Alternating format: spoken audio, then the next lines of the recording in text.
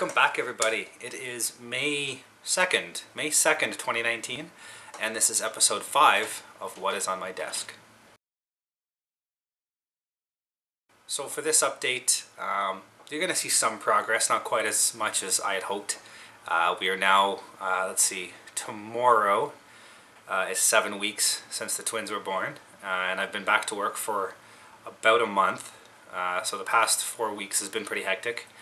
Working shift work, dealing with twin newborns and a 3-year-old, so that tends to eat into the modeling time, but I've been managing to get a bit of time here and there. Right now, when they're asleep upstairs, I can sneak down here for a little bit and get some work done.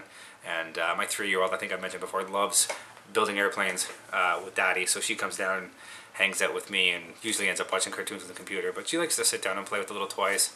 I've shown you before, she's got the little die-cast planes that she takes the tape and some paintbrushes and she builds airplanes with me, so that I can keep her occupied, and my wife's okay with that, so I get some time down here to work away. So you'll see some progress on the 4 German aircraft. I've got I've hit the milestone, as I call it. The main construction phase is done, and I've moved on to the painting and finishing phase. So you'll see the 4 of them have the undercolor gray, the light blue gray color.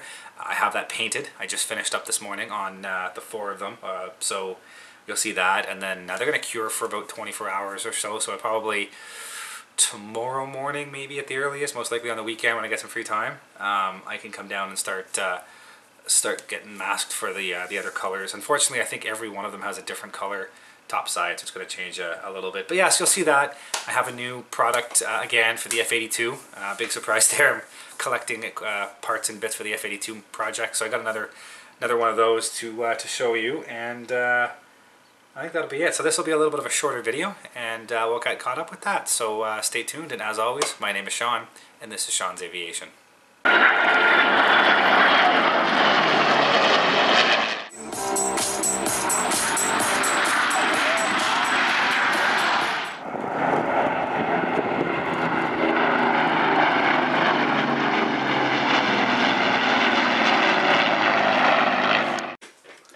Here we are, back at the work desk. I'll get the camera set up here. There we go. And yeah, so back at the desk, and we'll see some progress here of what I managed to get done. So we'll start off with the Focke-Wulf 190 A8 as usual. So you'll see with this guy, I've done some pre-shading. So you'll see it's not the best. I had a bit of issues with the airbrush. I haven't really done this in a while, and it wasn't the greatest bit of work, but the pre-shading, you'll notice if you flip it, if you can make that out, it shows through a little bit on the panels, so you get a bit of a weathered look on the panels. You know, you can kind of see the shadows of the black, so it looks a little more weathered. So this one I'm going to be building, you know, it was built like say 43 kind of deal, and it was as is in sort of 45, so it needs to be a little weathered a little bit. So excuse me. A bit of pre-shading on this one. Again, you can see the paint coming down the sides there, up the side, so you can start to see the beginning of what it's going to look like. As I said, these all basically have different colors on them. So this guy's got a mix of let's see here, I can't even figure this out right now, I'm so tired. 7475, RLM 7475, which is like a brown and a gray, and then there's a dark green 83 overspray. So it's got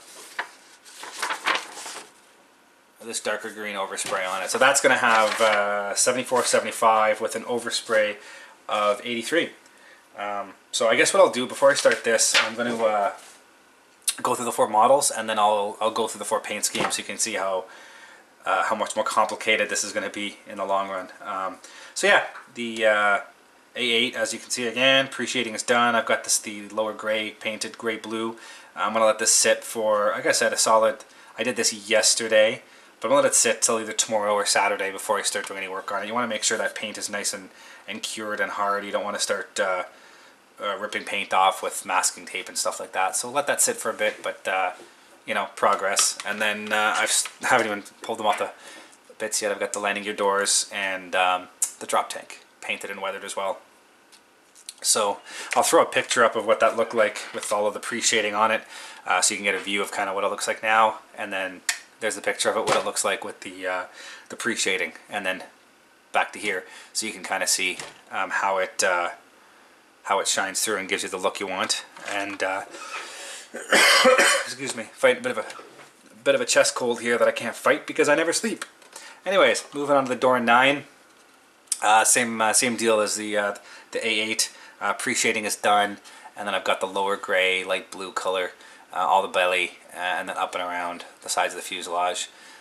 So again, this is looking as if it was kind of built in a 43, maybe early 44, and then this is kind of how it was found, or what it looked like in 45 at the end of the war. All of the aircraft that I'm building were technically survived the war, so the A8 and the door 9 would be more of a weathered, beaten, you know, kind of a couple of years in service look, and the other two will be a bit more fresh. So yeah, it's all painted up, ready to go. And then again, still clipped to the clippers there. I've got the gear doors weathered and painted, and then the cowling. Again, I think I mentioned it on the earlier video. This is going to be a bit of a pain because I had to paint it separately so that I didn't get overspray on the inside of the cowl flaps here. So I had to paint this separately, and the hard part now is going to make sure that the demarcation line on the cowling is going to line up with the demarcation line on the fuselage. So I have to paint the fuselage first, and then come back and carry the line over onto the cowling to get it done. But, you know, not the most difficult. It just makes life a little bit more interesting. So yeah, that is the door 9. Pretty much painted up, ready to go. Like I said, tomorrow, Saturday-ish, we'll start getting the top coat ready to go, start masking off and figuring out what order I'm going to paint things in. And then moving on, we've got the TA-152. This one I did not do any pre-shading on, considering, you know, this probably would have come off the line in early 45. By the time it was found by the end of the war, it would have been still relatively fresh in terms of paint scheme. So again, the whole belly's got the light blue. I've masked it around the engine and all that to make sure there's no overspray. Made sure that I got that done. A bit of blanking off with some cardboard and stuff to make sure that it didn't have any overspray on it and whatnot. So that's done, and again, it's a little harder to tell because there's no pre-shading and the demarcation line is harder to see, but up the sides of the fuselage and everything, and ready to go. So luckily the 3 Flock Wolves have a relatively easy paint scheme on it. I shouldn't say that. It's relatively easy to paint the base camo, but all of them have splotches down the sides, which you'll see in the instructions. So they're going to be a little bit of a pain to paint. And then again with the clippers here, we've got gear doors, inner gear doors, outer gear doors. So the inner and outer gear doors are there, and I'll be pulling all the stuff off the masking tape probably tomorrow or the day after. We'll see. The cowling, same as the door 9. I'll have to paint the fuselage first and then carry the line over onto this. And then the cowlings. Cowlings are going to be a bit of a fun one to do, because again, the demarcation line on the fuselage has to carry over onto the cowlings. Somewhat accurately, the cowlings will be open, so it's going to hide any slight fudges, but you still want to be close. So I got to put the demarcation line somewhere across the top here with the upper camo, and you're going to have the bottom camo just around the exhaust panels, and then kind of from this panel line down around the belly is all going to be red.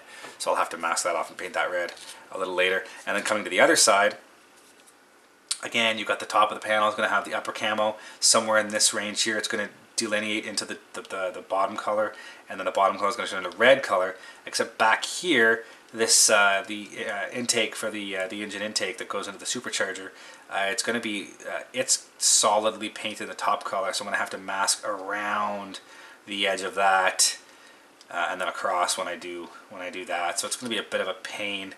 I was hoping to do the demarcation between these two as a soft line, but I may end up having to do it as a hard line depending on how difficult this is to paint. So I had to figure it out. I might have to mask all this off, paint this, and then mask this off, or mask it off to get the sharp line around the bottom, and then pull the masking off, and then run my putty to get the soft line at the top. I'll have to figure it out. Again, these are going to be the most difficult masking job of the entire the entire sequence. And then last but not least, we've got our HE-162. Same idea, belly's painted that light gray blue color. Relatively factory fresh. This is going to be, you know, almost no combat scene kind of thing, so it's going to be like a fresh paint scheme when discovered. So that's all done. Again, I did the masking on the wheel wells, made sure that the landing gear didn't get any overspray on it. And you almost left the tails off, and that's simply because the tails are the same color on both inside and outside on the scheme I'm planning. So and have those mounted onto the aircraft and then trying to paint the inner color, it's just easier to do that with the tails off, and it's a nice joining surface, so I can paint the top colors, and then there's a bare metal section in here behind the exhaust, so I can paint all the camo, get some of the decals in place, and then mask off and do the bare metal panel, and then glue the tails on at the end. And that just ensures that there's no overspray or any issues with that. And then just as if, just like the other guys there, I've got three gear doors painted here. The instructions say they should have been bare metal, but I'm just going to paint them up the bottom color. Whatevers. So yeah, that is the status of that. So as I said, I'll pull out the painting instructions. I'll be right back. I left the other ones in the other room.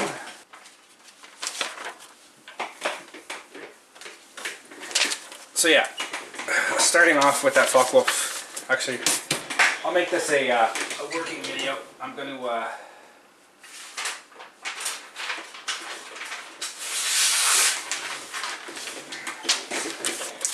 I need to make a list of this anyways, so as I'm going through this, I'll make a list of exactly what I need to do anyways.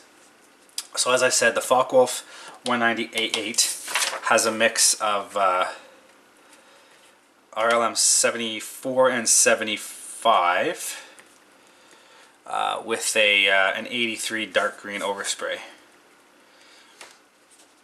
And then the Dora 9 has an 8182, 8182. Make sure I'm looking at the right one here. 8182. So it's got an 8182. An 8182 over camo on top. So already we're looking at, I need 5 different colors. And then when you go to the TA152, the one I'm doing,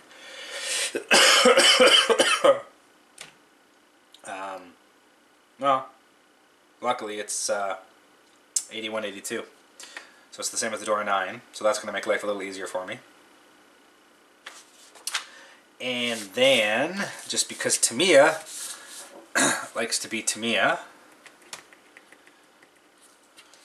I have to convert the Tamiya paint callouts into standard paint callouts because they make up their own numbers and they don't actually tell you what the real colors are. Most other kits you'll find, they'll tell you, you know, RLM, whatever, so, and then they'll give you like their house, like Italeri has their house brand paint and Revell has a house brand paint, and they'll tell you the standard color and the house brand color, but then Airfix only gives out Humbrol numbers and Tamiya only gives out their own Tamiya paint numbers.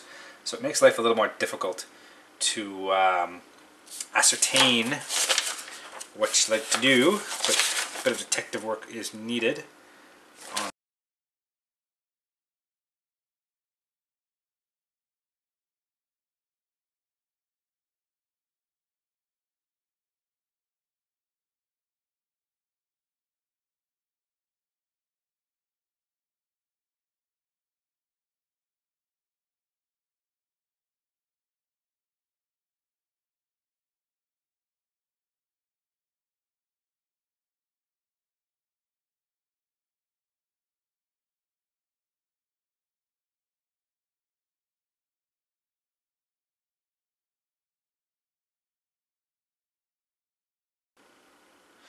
Okay, so AS23 and AS24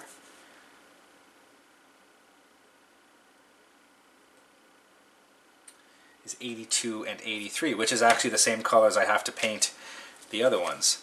So the HE162 is 23 is equal to 82, and 24 is equal to 83. So there you go. That's I probably would have sped up that entire previous sequence just to save you a bit of that headache. So the way it's going to work out is the A8 has 74 and 75 standard spray pattern, and then the Dora 9 and the TA152, which is on the same instruction sheets, have 81 and 82. So 81 and 82 will be painted on. While I'm painting that, 82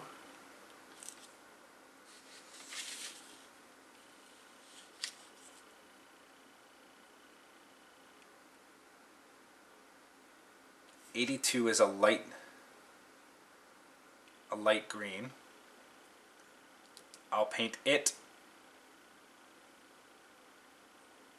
on the TA152, the Dora 9, and the HE162, and then the darker color green I will paint on the HE162 and the overspray on the Focke-Wulf 190. So that's 1, 2, 3, 4, 5 paint sequence. So it's a bit of effort, and you need to really plan it out. It's always good to do this. It's also why I tend to build 4 similar kits at the same time, because for painting purposes I can, you know, try to hit as much as I can and limit the waste of my paint. So yeah, that's my list. So as I said, I went over the A8 a little earlier. So it's going to have the gray and the green with the dark green splotches. It's going to take a bit of effort, again, planning. I'm going to have to paint the base color on, and then install the swastika, and I forget the term for the cross, but install the cross decals, seal it all with a gloss coat, mask it off, as you can see, and then paint the green so it goes around the markings. So that's going to make life a little bit fun, but it is what it is.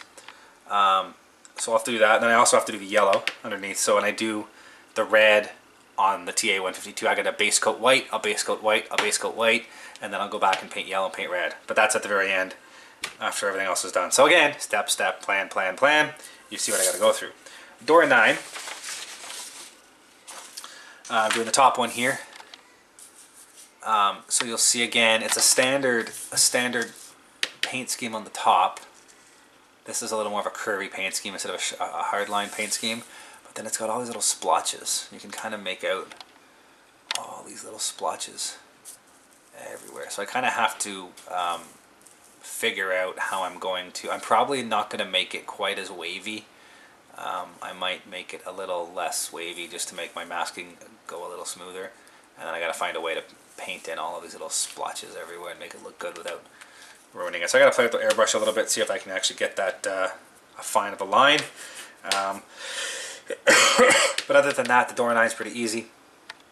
It's just a standard paint scheme with little splotches. Everything else is decal.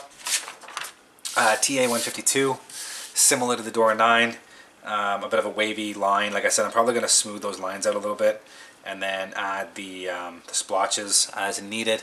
And then this has a red rudder and the red lower cowling. So again, I'll have to kind of play with the colors and make it work and whatnot. But yeah, you can kind of see what I'm dealing with on that. And then the band is decal at least. So yeah, that's going to be that. And then the salamander, this isn't exactly the one I'm doing, but so this is the one I'll be doing with the number 1 and the little arrow on the nose. And as you can see, it's got the light blue on the outside of the tails and the light blue on the inside of the tails.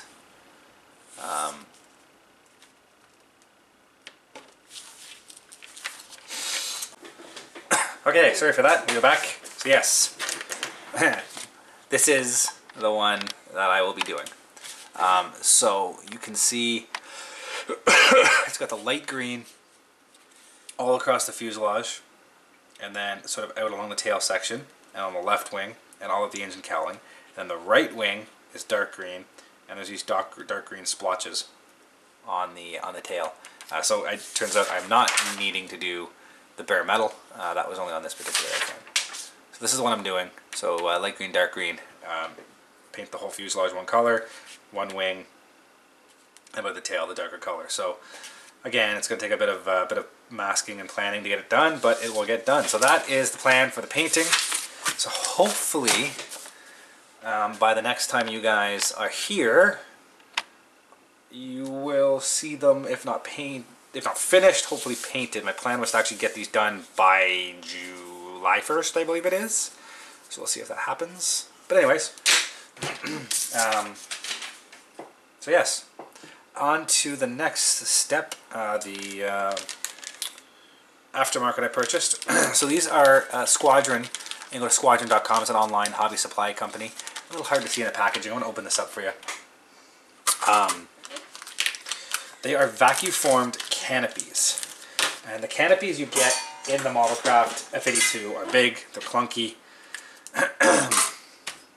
they're not very clear. So for at least one of the ones I build, I have this. I'll probably use this for the one that has an open cockpit and whatnot. But you can see,